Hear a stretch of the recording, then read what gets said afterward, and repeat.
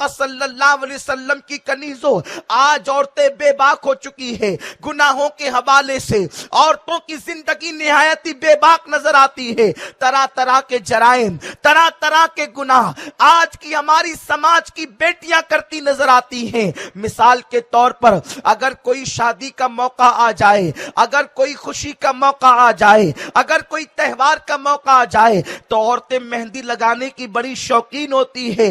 اے خاتون جنت کی کنیزوں، یقیناً عورتوں کو مہندی لگانا چاہیے. سیدی اعلیٰ حضرت امام اہل سنت اعلیٰ حضرت امام احمد رضا خان محدث بریلوی رحمت اللہ تعالی علیہ نے فتاوی رضویہ شریف میں لکھا ہے کہ عورتوں کو ہاتھوں میں مہندی لگانا چاہیے، اس لیے کہ مہندی عورت کے ہاتھ کا پردہ ہے. بلکہ یہاں تک فرمایا گیا اگر عورت کے پاس مہندی لگانے کے لیے اتنے پیسے نہیں ہیں تو عورتوں کو چاہیے کہ وہ اپنے ناخن ہی کے اندر مہندی لگا لیا کرے. اگر نہیں پورے ہاتھ میں لگا سکتی تو وہ اپنے ناخنوں میں لگا لیا کرے. یقیناً مہندی لگانا عورتوں کے لیے زینت کا کام ہے، عورتوں کے لیے بہتر ہے. فقہا نے اس کا حکم بھی بیان فرمایا ہے. لیکن آج کی بچیاں مہندی کے نام پر اور ہاتھ کے اندر پھول پتیوں کے نکالنے کے نام پر غیر مسلم لڑکوں کے پاس، فنکاروں کے پاس جاتی ہے اور اپنا ہاتھ ان کے ہاتھ میں دے کر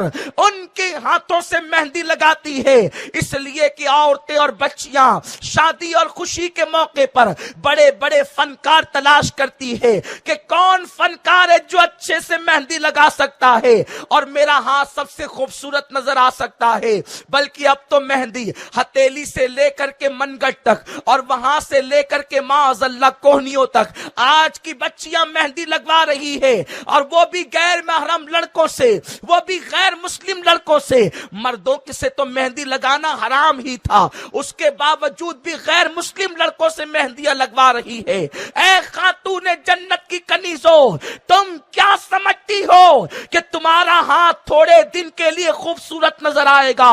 اجنبی مردوں سے مہندی لگوانے والیوں، اجنبی مردوں سے پھول پتیاں بنوانے والیوں، یاد رکھو 8-10 دن ہاتھ کو خوبصورت بنانے کے لیے تم ہمیشہ کے لیے اپنے وجود کو جہنم کا ایندھن بنا رہی ہو. اگر تم نے مہندی لگانے کے لیے اپنا ہاتھ کسی مرد کے ہاتھ میں دے دیا تو تمہارا ہاتھ کہاں جائے گا؟ میرے آقا فرماتے ہیں اگر کوئی عورت اپنے ہاتھ کو کسی اجنبی مرد کے ہاتھ میں دے دے، اس ہاتھ پر سب سے زیادہ جہنم کا حق ہوا کرتا ہے. وہ ہاتھ جہنم کا ایندھن بنے گا، وہ ہاتھ جہنم میں جلے گا. اے خاتون جنت کی کنیزوں، اپنے نرم نازک جسم پر رحم تو کرو، اپنے کمزور جسم پر رحم تو کرو. تھوڑی دن کی عشرت کے لیے، تھوڑی دن کے زینت کے لیے، چند دن کی زینت کی خاطر تم اپنے آپ کو جہنم کا ایندھن بنا رہی ہو. میرے پیارے آقا صلی اللہ علیہ وسلم کی کنیزوں، مجھے بتاؤ تو صحیح، آخر تم اپنے جسم میں وہ طاقت کہاں سے لاؤ گی کہ اللہ کے عذاب کو برداشت کر سکو، خدا کے عذاب کو برداشت کر سکو؟ آخر کیا ضرورت ہے کہ کسی مرد ہی سے مہندی لگوائی جائے؟ آخر کیا ضرورت ہے کہ ہاتھوں میں پھول اور پتیاں ہی بنوائی جائے؟ یاد رکھو تم سادہ مہندی بھی لگا سکتے ہو، اور زیادہ سے زیادہ اگر بہت شوق ہی ہے تو کسی لڑکی سے لگوائی جائے. لڑکوں سے مہندی لگوانا حرام ہے، اپنے ہاتھ کو جہنم میں جلانے کے مترادف ہے، اپنے آپ کو جہنم میں ڈالنے کے مترادف ہے. اے خاتون جنت کی کنیزوں، اپنے آپ پر رحم کرو. اور آج کل ایک نحوست یہ بھی چل پڑی ہے بڑے شہروں کے اندر، جسم کے مساج کے نام پر آج کل ٹی وی کے اندر، سیریلوں کے اندر اور اشتہارات کے ذریعے سے یہ پھیلایا جا رہا ہے کہ جسم کا مساج کراؤ تو یہ فائدہ ہوگا اور وہ فائدہ ہوگا اور وہ فائدہ ہوگا. آج ہماری بیٹیاں جسم کے مساج کے نام پر کبھی کسی کلب میں جا رہی ہے، کبھی کسی آفس میں جا رہی ہے، اور جسم کے مساج کے نام پر بہت زیادہ گناہ بڑھتے جا رہے ہیں، جرائم بڑھتے جا رہے ہیں، بے حیائیاں بڑھتی جا رہی ہے۔ میری بہنوں یاد رکھو، اسلام مذہب حیا ہے، اسلام حیا کی تعلیم دیتا ہے۔ اللہ کے رسول صلی اللہ علیہ وسلم فرماتے ہیں جس کے پاس جتنی حیا موجود ہوگی اس کا ایمان بھی اتنا مضبوط ہوگا۔ جو لوگ مساج کروانے کے لیے جاتے ہیں یا جو بہنیں جسم کا مساج کرواتی ہے، لوگوں سے مساج کروانا بھی ناجائز ہے، اس لیے کہ ایک عورت کا پورا جسم عورت ہے اور کونی کے اوپر کا حصہ ایک عورت اپنی ماں کے سامنے بھی بلا عذر شرعی ظاہر نہیں کر سکتی۔ ایک جوان بیٹی کو اس کی اجازت نہیں کہ اپنی کونی کے اوپر کے حصے کو بغیر عذر شرعی کے اپنی ماں کے سامنے ظاہر کر دے۔ اب میری بہنوں بتاؤ کہ جب کونی کے اوپر کا حصہ ایک جوان بیٹی اپنی ماں کے سامنے کھول نہیں سکتی بغیر کسی عذر شرعی کے، تو پوری پیٹھ کو کھول کر کے معاذ اللہ مساج کرنے والی عورتوں کے سامنے لیٹ جانا، اس کی اجازت کون دے گا؟ اور اس کی اجازت تمہیں کس نے دی ہے؟ یاد رکھو، یہ سیریل تمہیں گندگی کی طرف لے کر جا رہے ہیں، یہ سیریل تمہیں بے حیائی کی طرف لے کر جا رہے ہیں، یہ اشتہارات۔ یاد رکھیں، اسلام میں کسی ایسے مساج کا تصور نہیں جو حرام کام کی طرف لے جاتا ہے۔ سنو، اگر کوئی اشتہار والا یہ کہتا ہے کہ مساج کرانے سے تھکن ختم ہو جاتی ہے، تو اس سے بہترین علاج تھکن کا میرے مصطفیٰ نے تمہیں عطا فرمایا ہے، مصطفیٰ پیارے نے عطا فرمایا ہے۔ وہ علاج کیا ہے؟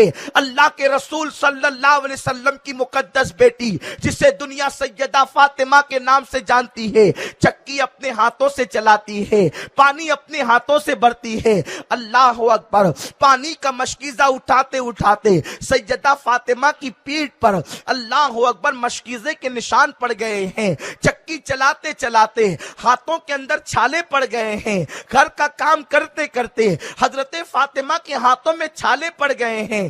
ایک دن سیدہ کائنات سیدہ فاطمہ الزہرا سلام اللہ علیہا سے مولائے کائنات علی مرتضیٰ کہتے ہیں، فاطمہ جاؤ اور جا کر کے تمہارے بابا جان سے کہنا کہ وہ کوئی کنیز تمہیں عطا کر دے، تاکہ وہ کنیز کام کے اندر تمہارا ساتھ دیا کرے، تمہارا ہاتھ بٹایا کرے۔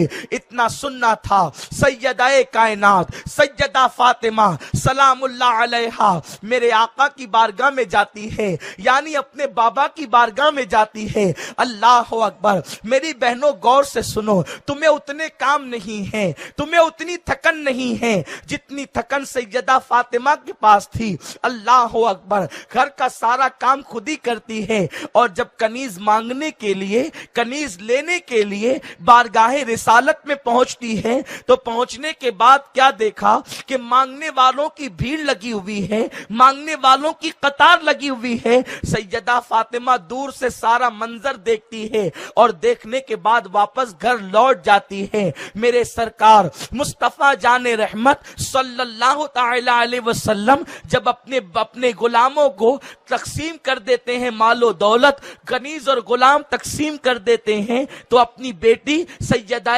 کائنات سیدہ فاطمہ کے گھر تشریف لاتے ہیں، اور تشریف لانے کے بعد فرماتے ہیں، بیٹی میں لوگوں کو غلام اور کنیز تقسیم کر رہا تھا، میں لوگوں کے درمیان مال تقسیم کر رہا تھا، تو اس وقت میں نے دیکھا کہ تم میرے پاس آئی تھی لیکن تم ملاقات کیے بغیر واپس ہو گئی۔ تو سیدہ کائنات سیدہ فاطمہ سلام اللہ علیہا عرض کرتی ہے، بابا جان میں آئی تو تھی لیکن بھیڑ دیکھ کر میری ہمت نہ ہوئی، کہا کہ میں کوئی سوال کروں۔ آقا نے فرمایا، بیٹی کیوں آئی تھی؟ میرے سرکار سے عرض کرتی ہے سیدہ، بابا جان میرے گھر میں کوئی غلام اور کنیز میرا ساتھ دینے والا نہیں ہے، اس لیے علی نے مجھ سے کہا تھا کہ بہت سارے غلام اور کنیز آئے ہوئے ہیں، تمہارے بابا سب کو تقسیم کر رہے ہیں، تم جا کر کے کچھ کنیز اور غلام مانگ کر کے لاؤ، اسی لیے میں آئی تھی، لیکن لوگوں کی بھیڑ دیکھ کر میری ہمت نہیں ہوئی۔ تو میرے سرکار نے فرمایا، بیٹی فاطمہ ابھی تو احد اور بدر کے یتیموں کا حق باقی ہے، میں تمہیں کیسے یہ غلام دے سکتا ہوں، میں تمہیں کنیزیں کیسے دے سکتا ہوں، لیکن بیٹی سنو، میں غلام اور کنیز سے بہترین چیز تمہیں دیتا ہوں۔ جب تم بستر پہ جایا کرو تو 33 مرتبہ سبحان اللہ پڑھ لیا کرو، 33 مرتبہ الحمدللہ پڑھ لیا کرو، اور 34 مرتبہ اللہ اکبر پڑھ لیا کرو۔ جب تم یہ پڑھ لو گی اللہ تمہاری تھکن کو دور فرما دے گا۔ اے خاتون جنت کی کنیزو، یہ سبحان اللہ الحمدللہ اللہ اکبر پڑھ کر تم دنیا کی تھکن کو دور کر سکتی ہو اور آخرت میں اپنے لیے ثواب کا ذخیرہ اکٹھا کر سکتی ہو۔ یہ مساج کی بے حیا رسمیں، یہ مساج کا گندا ماحول، یہ مساج کے گندے تصورات تمہیں گناہوں کی طرف لے جائیں گے، تمہیں جہنم کی طرف لے جائیں گے۔ اور سن لو، جب تمہیں جہنم کا دردناک عذاب دیا جائے گا تو تمہارا مال اس عذاب سے تمہیں بچا نہ سکے گا، تمہاری اولاد اس عذاب سے تمہیں بچا نہ سکے گی، تمہارا شوہر تمہیں اس عذاب سے بچا نہ سکے گا۔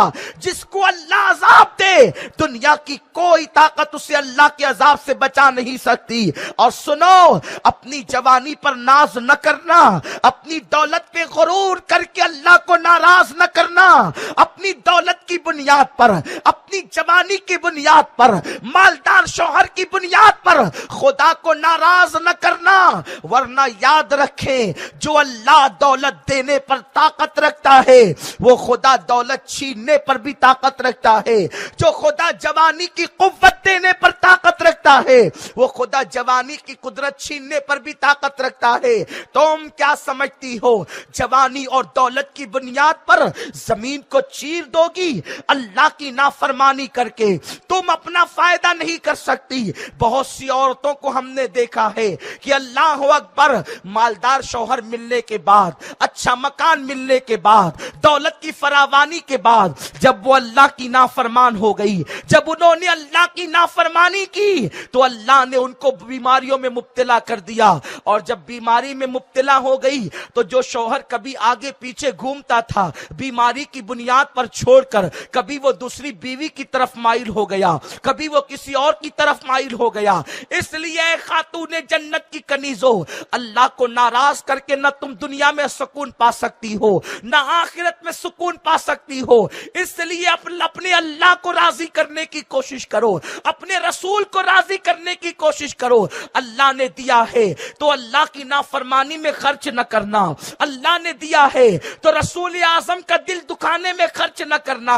جب اللہ نے دیا ہے تو تلاوت قرآن کرو، غریبوں پر صدقہ کرو، غریبوں پر خیرات کرو۔ اے خاتون جنت کی کنیزوں، آج ہم عورتوں کو دیکھتے ہیں، اگر مالدار شوہر مل جائے یا مالدار گھرانے میں ایک عورت پیدا ہو، اس کا باپ مالدار ہو، تو گناہوں کی راہوں میں عورتیں پیسہ خرچ کرتی ہے، نیکی کی راہ میں خرچ نہیں کرتی۔ لیکن آؤ میں تمہیں بتاؤں، جب اللہ کی دی ہوئی دولت کو اور اللہ کی دی ہوئی طاقت کو خدا کی نافرمانی میں خرچ کیا جاتا ہے تو اللہ وہ نعمتیں چھین لیتا ہے، بے قراری میں مبتلا کر دیتا ہے، بے چینی میں مبتلا کر دیتا ہے۔ اے خاتون جنت کی کنیزوں، سنو، تمہارے گھر کے اندر سب کچھ موجود ہے، پھر بھی تم خدا کی نافرمانی کر رہی ہو۔